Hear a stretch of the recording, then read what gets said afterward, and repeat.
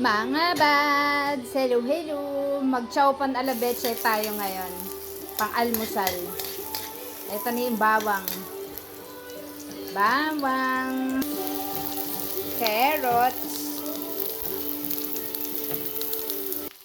Lagay ko na rin yung cabbage. Halu-haluin, mekos-mekos. Ito na yung lumang kanin. Sama na natin. Asin.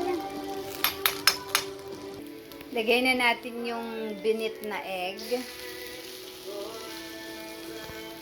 Hintayin po nating maluto. Then, hiwalay kong iluluto ang aking toppings. Ayan. Mga bads, salamat sa panunood sa aking chowpan toppings with tocino roll. Thank you!